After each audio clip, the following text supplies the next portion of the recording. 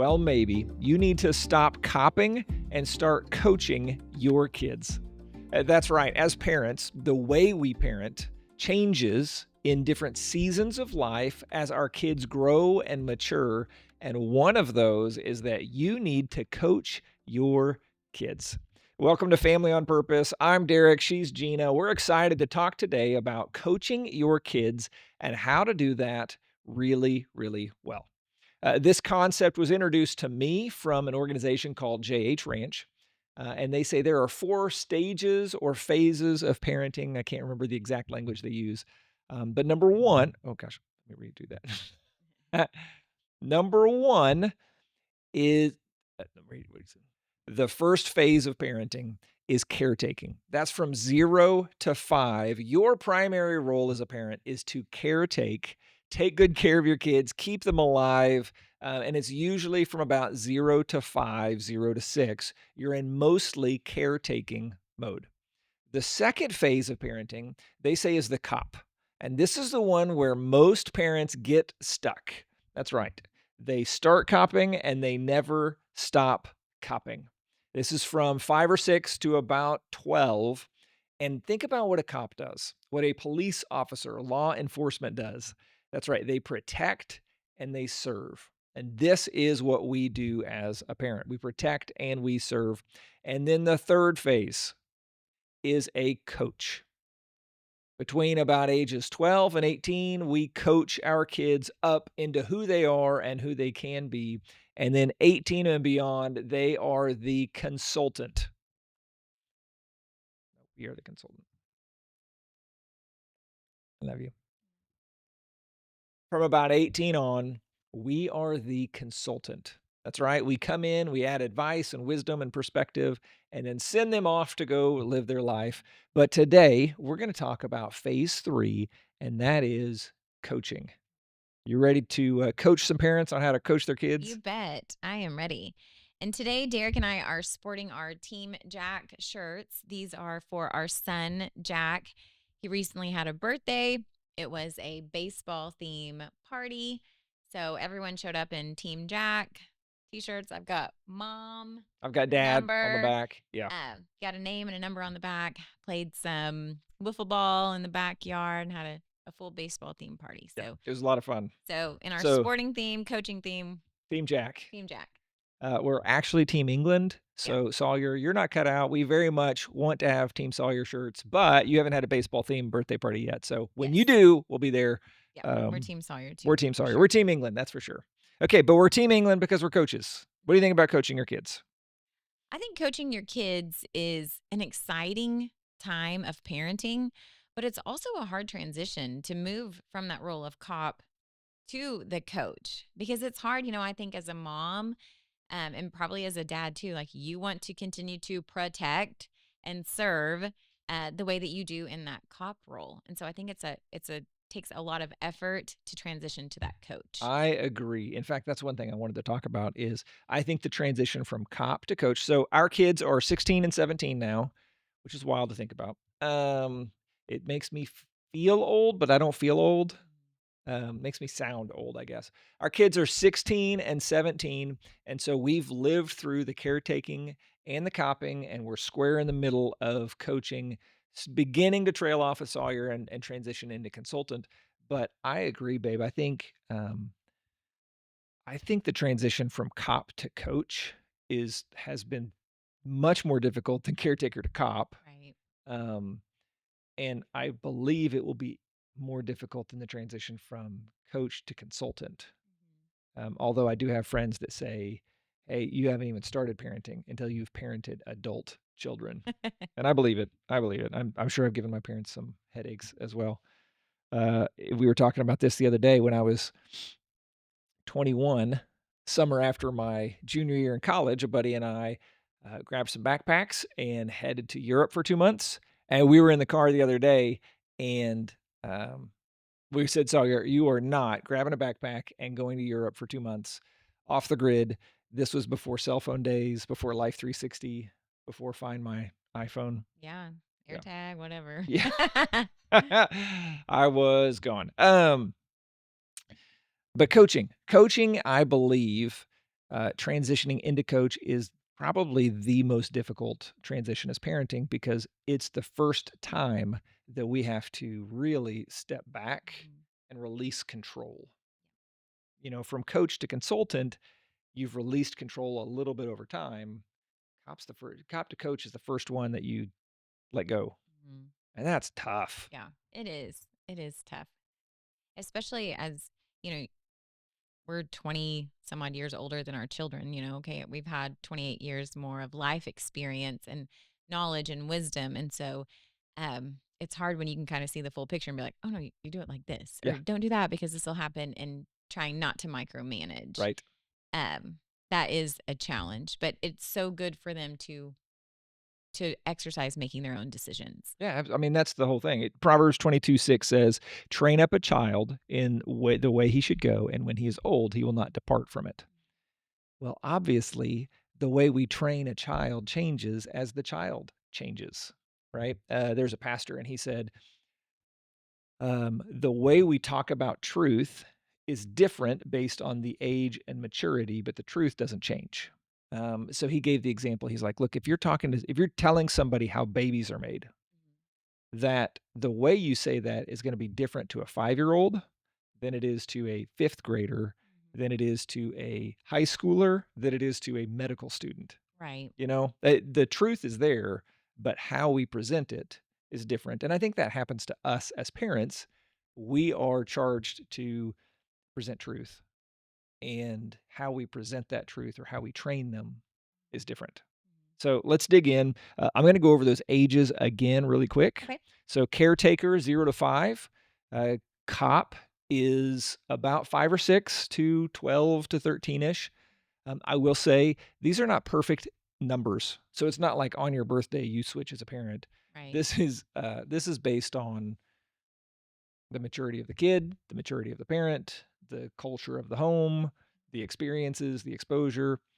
The coach is 12 to 18-ish.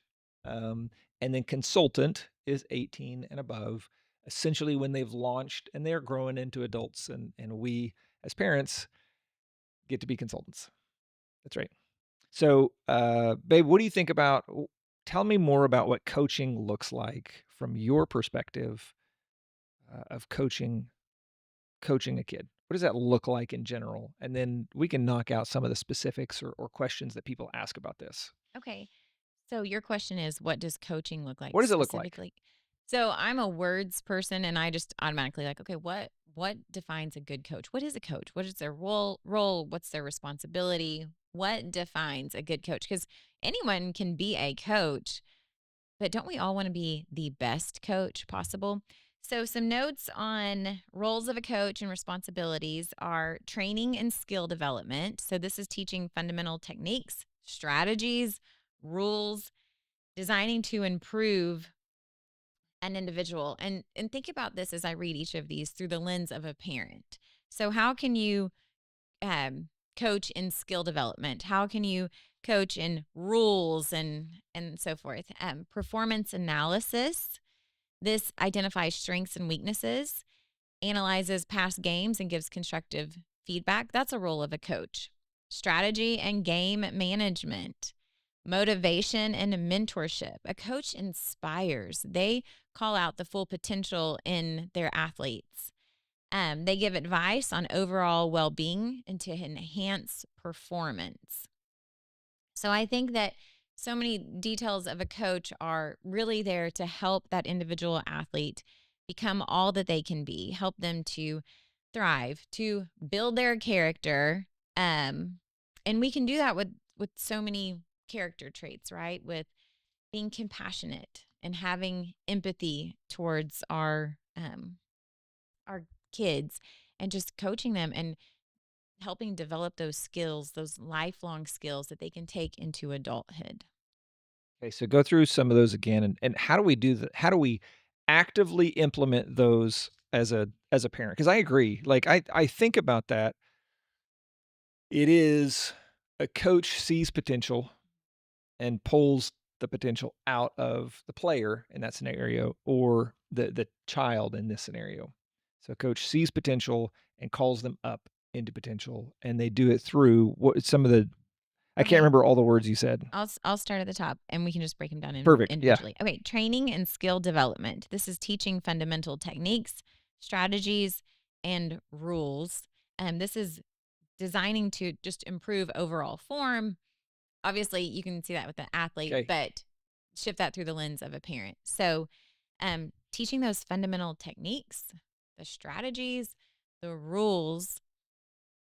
I think it's like any rule in life. I was trying to think of some scientific like Murphy's law or something like that, but just hey, behaviors like this, here's the rule to that. There Ah, are okay. outcomes to this. Or when you treat your friends like this, when you're investing in their I relationships, get what you're saying. here are You're saying rules of the world, mhm, like the principal rule. mhm. Like, okay, principles, not rules of the household. Right, Okay, right. got it. Yes, Okay. yes. I thought you Yeah. were saying rules of the household. I was like, well, I think those are pretty established. Yeah. No, no, no, no, no. Just the Rules of rules of the life. world. Yeah. Rules of life. Yeah, Okay, for got it. sure. And it's okay, so it's training and skill development is what we focus on Mhm, as a mhm. coach.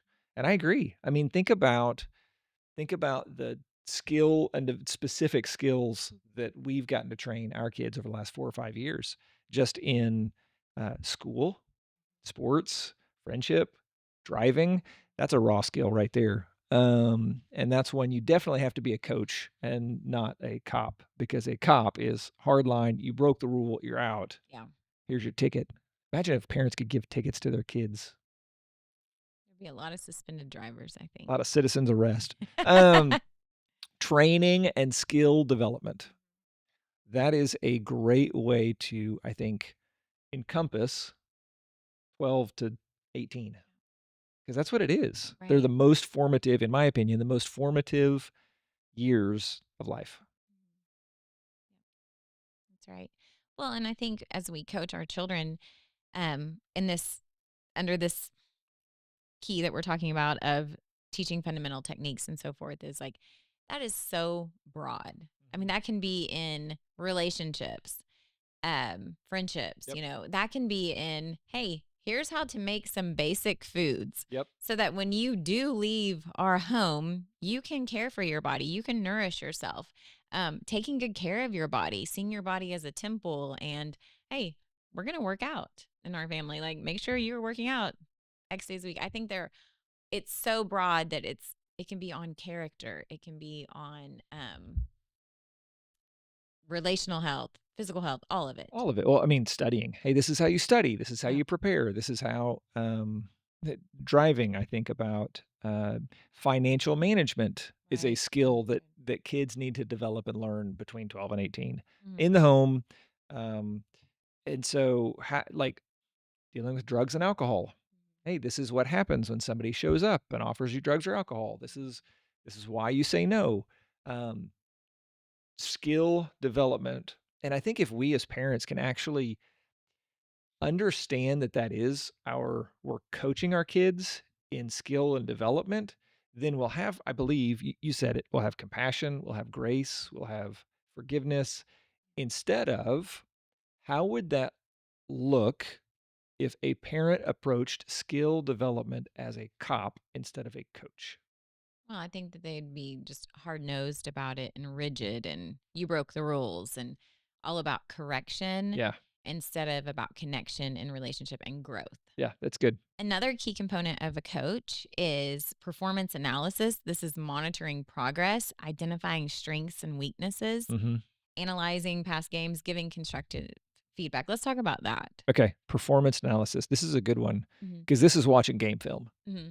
is what it is. Like, hey, this is what we did. This is how it went. Hey, you moved here. You should have been here. This guy came around. You missed that block. You missed the block. The quarterback got sacked. Whatever it is, it's watching game film and not condemning because you think about a good coach, and a good coach doesn't condemn, "Hey, you worthless son," but it is, "Hey, you can't miss that block because your teammates are depending on you." Hmm. Or a specific performance coach, uh, maybe it's a pitching coach, a batting coach, a hitting coach, in volleyball, or a excuse us. Our dog is sleeping below the table. He kind of snored just a little bit. Um, so it's specific coaches, like for very specific skills. You think about a tennis coach that's working on one thing, their forehand or their backhand or whatever it is, and then reviewing that. Mhm. It reminds me of my buddy said, after your kids play sports, have a 24-hour rule before you go over performance analysis. Because think about how many parents, including myself, when especially when Jack was young, like after the game, they get in the car, and then suddenly it is, man, you really missed that ball and this one and that Yeah. one and this one, instead of just letting it sit, Yep. letting it sit. I have a friend who he played baseball growing up, and his dad was really, really hard on him in the truck on the way home, Mm. and it damaged their relationship for a long, long Mm. time. But the rule is, I don't think I clarified it, my buddy has a rule, wait 24 hours before giving any performance analysis to your kids after a sporting event. Mhm. For the first 24 hours, just say, "Hey, I really enjoy watching you be out there and play. I love coming to your games. You're a great kid." Nothing but encouragement. And then the next day, "Hey, I had some things, I took some notes. Can I show them to you?" Yep. You do a really good job. I think ever since your friend told you about that, like you've adopted that, Yeah. and um, and man, doesn't that make it a better opportunity? Because your kids probably already kicking themselves anyway if they've made a mistake, and then they know, oh gosh, if I get in the car with dad or mom, moms can harp on a kid just as much in sports. I'm going to get an earful, and already feel bad, feel kicked when they're already down. How much encouragement would it feel to be like, I'm walking out of that car and dad loves me unconditionally and mom loves me unconditionally. And I know that I'm going to hear a good job when I get in the car. And I think we can apply that not just to sports, but Mhm. everything. Right. I Right. mean, what if they didn't have a good interaction with a friend or a family member or something? Do we really need to jump them immediately? Or can we wait a little bit and like, "Hey, let's talk about what happened yesterday. Yep. Let's talk about that." Um, That's right. Performance analysis. Okay, so as a coach, how do we help them get better, at what we're trying to teach them, train, skills and development? Well, just like a coach, they hold practices. That's right. I agree. So practice and start flexing that muscle and become stronger and grow in strength with that. So I think through practice, through a lot of times we've done like role playing Yeah. at the dinner table, hey, if you ever question with this, how would you react? Or even our daughter, like last month, like, hey, if so and so was to ask you about this question, how would you respond to Yeah. it? And then her having to give an answer, because you always say, like, hey, it's easy to rehearse something in your head, but once you're actually there, it can be a little bit different. This talks about identifying strengths and weaknesses. Mhm. And so, um, it makes me think of a few things. One, okay, where we are weak, let's have practice. Let's grow in Yeah. that. And where we are strong, let's become even stronger in there. But I think right now for our kids at their specific ages, it's like, hey, what do they want to do when they grow up and career wise? And I think even right there, identifying a strength and a weakness, we can coach them into that future career. Hey, I think that if you were in a cubicle working from 8 to 5, that's probably not where you're going to Yeah. flourish. I Like, agree. hey, you need an opportunity to move around and whatever. And so, even coaching them in seeing, I see this in you. I see this career being a great fit for you. I see you thriving Yeah. in this. I agree. Um, w- Those are the good conversations to have, that a coach pulls you aside, "Hey, I see you fit best in this role. yeah. This is what I need you to do and where I need you to step up." Mhm. Playing sports growing up, it is, I can think back of good coaches and bad coaches and how they did it well and how they didn't. What's amazing, I'll say this, some did it well, some didn't. Um, and the ones that did it well, you have a tendency to listen to more, to want to be around more, to trust more, and I think that's what we need to do. And they would say very specifically, "Hey, this is what I need you to do. This is why I need you to do it." And if there's trust that's built, Mhm. you'll say, "Okay, I don't really understand, or maybe I don't see the full picture, but because I trust you, because you're saying this, I'll follow through and I'll do that." Mhm. So, "Hey, I don't see really in a cubicle from 8 to 5. Okay, trust you.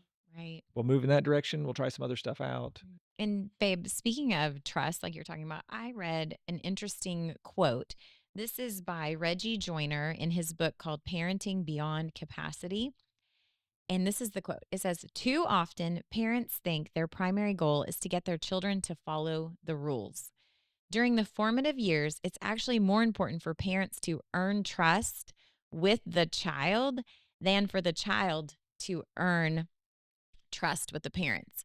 That is so backwards in my thinking, you know? I've always seen it as our children earning our trust. But really, when you're saying that a coach is trustworthy, that that's that voice that they will listen to, like, yes, prove yourself tried and true so that you are the coach that the kids come to for advice. Hey, what do I do here? How do I do this? And as we give advice, they're willing to listen. And that goes on beyond coaching years to also our consulting years as well. But just wanted to touch on that. I think it's absolutely right. Will you read the first part of that? Sometimes parents think our greatest role is to what? Get our kids to follow the rules, Yes. which is, I think, from 6 to 12. Mm-hmm. Follow the rules. Mm-hmm. Follow the rules. You build trust, and you can build trust. You can trust me that I will set the rules. I'll follow the rules. I'll enforce the rules. It goes back to some psychology somewhere, and I don't know the study, and it's the perspective of, hey, kids, young kids especially, need some level of consistency, and they like boundaries because they know what's safe inside Right. the boundaries. And that is building trust with our kids. Mm-hmm. I think about it from a coach perspective, and also what kind of a coach do you listen to? You listen to a winning coach. Yeah. If you're a young kid and you look up to some coach that's been winning championships for years, you just want in the system. Mm-hmm. Like, I want to win a championship, so I'm going to Right. listen to whatever he says. Right. So, yes, we want to build trust with our kids. This is good advice. This is wise counsel. I will train you up and you will succeed. I'm trustworthy. I'm consistent. And by the way, I'm listening and submitted to the Lord. And therefore, I'm a man under authority. Mm-hmm. Yep. God has authority over me. I'm listening to him. And then I'm delegating that authority and moving on. Mm-hmm. You touch on being a winning coach, like kids want to follow a winning coach. And I think that's be a model worth following. Like we are Yeah. their role model. And so if we're giving our children coaching in finances, have your finances under control, you know, and not be like, um, reckless with your money. Be someone that your kids will go, okay, mom and dad have done this well. I want to do this well. Or in relationships, hey, mom and dad have close knit relationship and connection.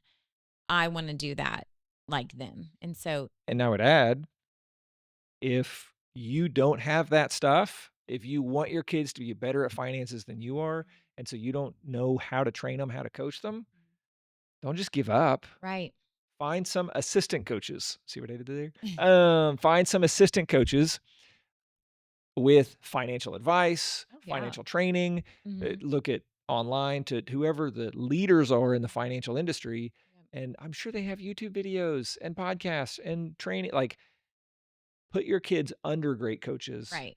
if that's an area maybe that you're not the greatest. I have Mm-hmm. one of my good That's friends, good. his son is 12, and they had a conversation a couple weeks ago. He's like, "What do you wanna do?" He is leaving one organization that he's been a part of for a long time. He's like, "Okay, that's great, but you can't do nothing. What do you wanna do?" And the kid said, "I really love hand working with my hands. Um, woodworking, metalworking, maybe even 3D printing kind of a thing." He goes, "Great. I know nothing about that. Not a bit. But in my phone, I've got 5 guys that I can Mm-hmm. call, Mm-hmm. and maybe this summer or over Christmas break or whatever it is, you can spend a day with them, Mm-hmm. uh, spend a day a Right. week or half a day a week or just sweep the wood chips in their shop, and so you learn something. Mm-hmm. Because as a coach, if you don't know it, bring somebody else in who Yep. does. That's right. You don't have to be the expert in everything. Okay, so It's good. in our time in family ministry, in the time speaking to family ministries for years, this was one of the hot topics. Ah, I don't want to cop my kids anymore. Mhm. I don't want to set the rules and enforce the rules. I don't want to do that. I want to coach them. So what does it look like?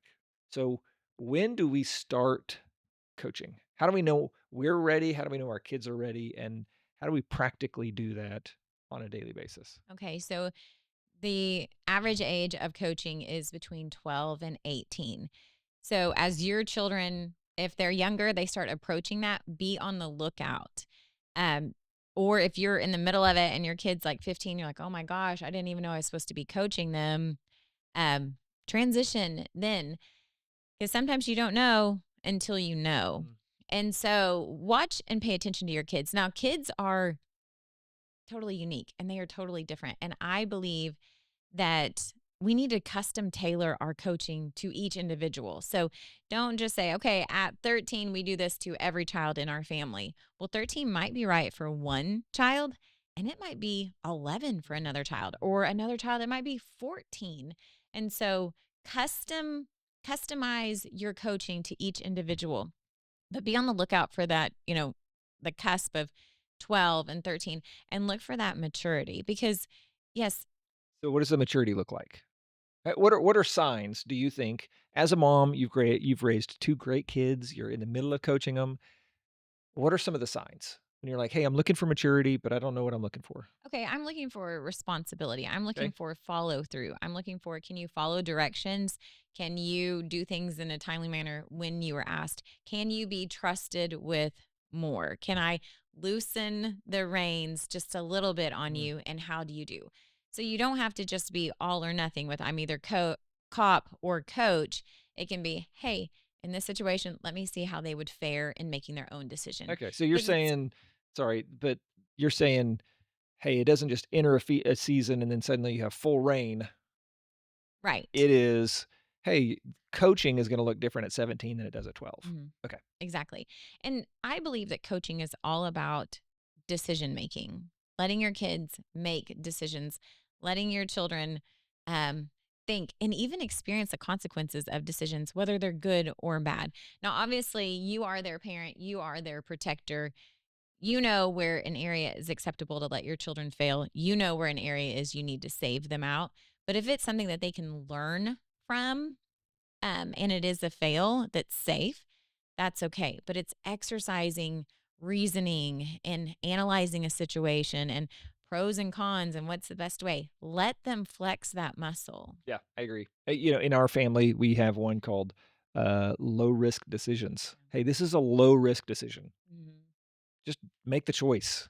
It doesn't have to be right or wrong. Yeah. It just make the choice, and the consequences of it are really small, really small. But that trains them for decisions that are much bigger Mhm. later in life. I agree. I think it's that some of the signs that I would look at is the kid, is your child, are they wanting more freedom? Are they wanting to make decisions? Are they pushing back a little bit on bedtimes Yeah. or what they can go do with their friends or um, just making their own decisions in their own life. And just because they are, I don't think you go, "Hey, welcome to coaching. You now can make every decision in your life." Right. But think of what a coach does. They sometimes they give the player the chance to be the hero. Hmm. "Hey, I'll tell you what, if the shot's open, you take it.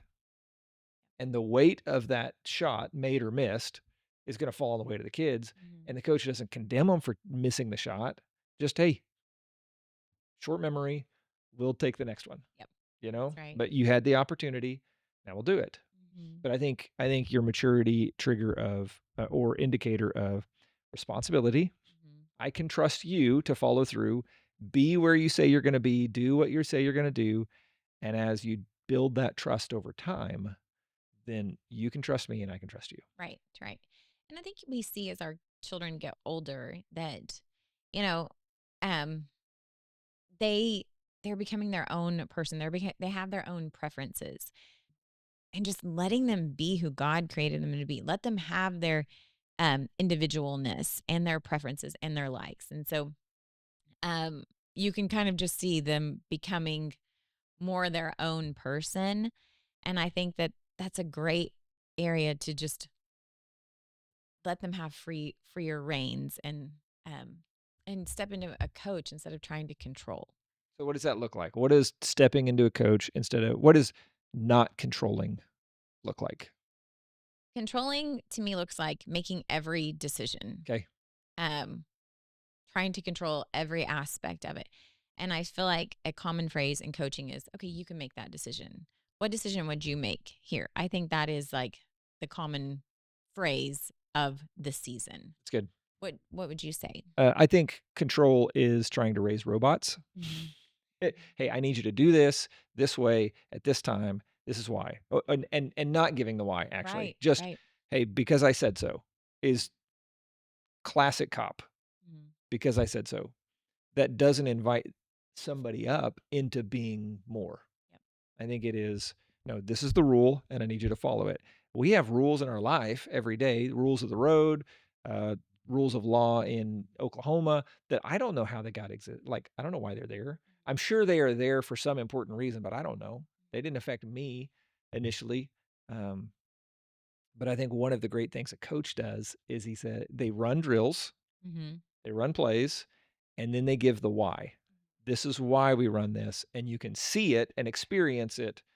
It's an experiential learning is Mhm. what it is from 12 to 17, and letting go of that is letting go of control. Right. But it is so hard. It is because the coach is not on the court Nope, they never shoot a or the shot. field. Nope. You're on the sidelines. Which as a parent, we want to save our kids from the pressure of failing, and Mhm. so we want to jump on the field and do it. Right.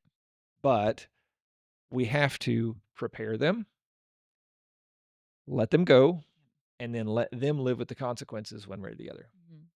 Mhm. Which leads me to a question that I had often um, going to talk with families or groups or whatever is okay, but what if they don't take the advice?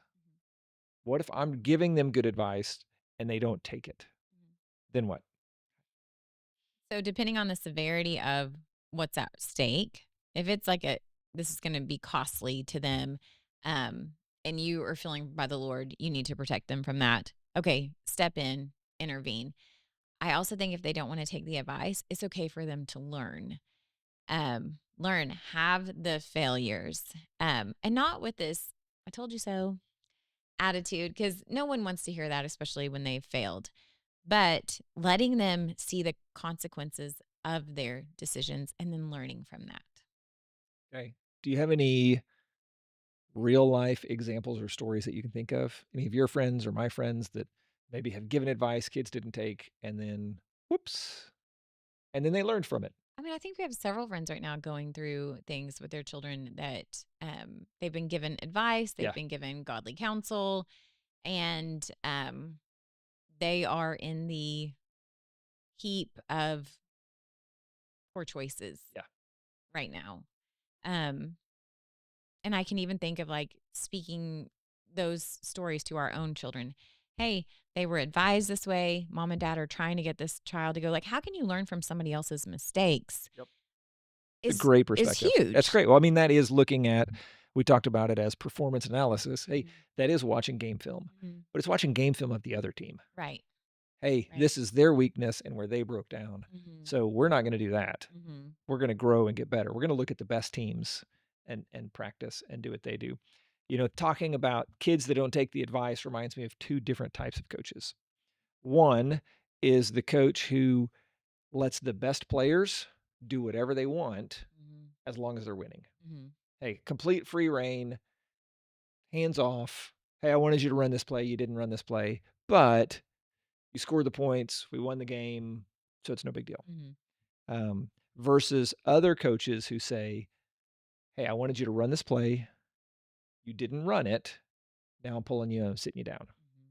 And I think that that's part of the decision we have to make as a parent is is it about our is do we want our kids to run the play?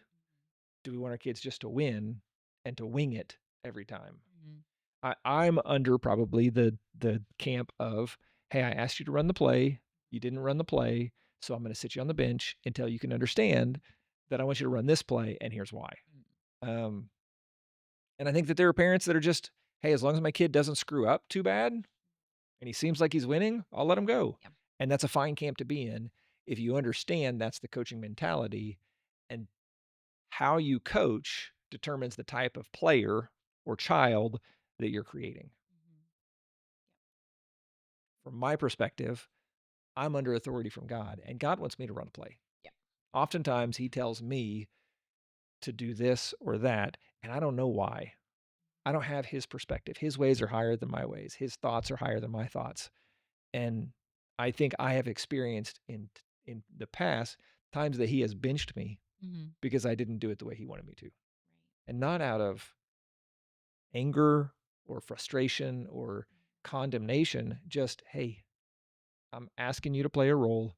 You're not playing your role. So I'm going to get somebody else to play that role. And you just take a break. Mhm. And you just take a break.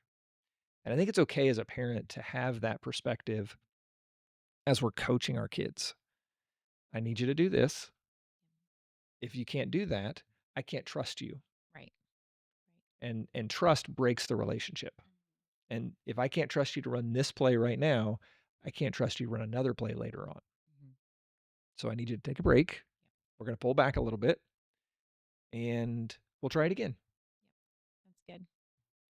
Something that I'm thinking about, a coach, as you were speaking, is you were talking about some parents are, okay, run the play, or, okay, hey, it worked out.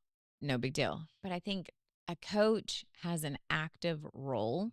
And I think so many times we see in those teenage years, parents are very hands off. Oh, their kid will figure it out. Or maybe it's too big of a problem that their kids don't, that the parents don't want to engage in the problem. Like, hey, I've got a bunch of issues at work and this is one more headache to deal with. I can't get away from work, but I can step back on this parenting thing. And it never works out. And so it is about active participation. Coaching is an action. It's not just sitting back and Yeah. taking it easy. No, get in there. You see coaches, you watch games, if it's football or basketball, and they're like shuffling down the sidelines with with their team. Well, it makes me think of two different types of coaches. Again, um, one is Popovich from San Antonio. Mhm. Um, he's the type of coach I have seen. He might even hold the record for the fastest timeout because I've seen the Spurs uh, tip off and they do something within the first 2.3 seconds and Mhm. he calls timeout. He calls his guys over and he says, you're not doing what we do. This is not how we play ball. Mhm. An immediate timeout. Mhm. Um, and no player is bigger or better than Popovich.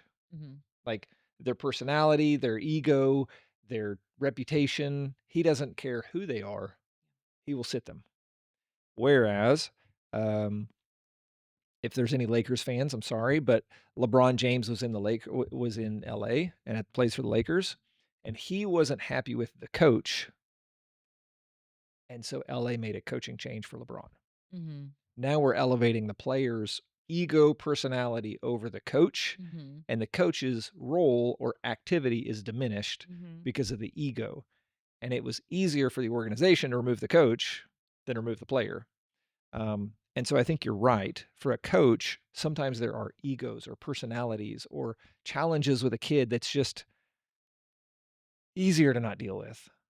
But the truth is, it might be easier now, but it's not easier in the long run. Right.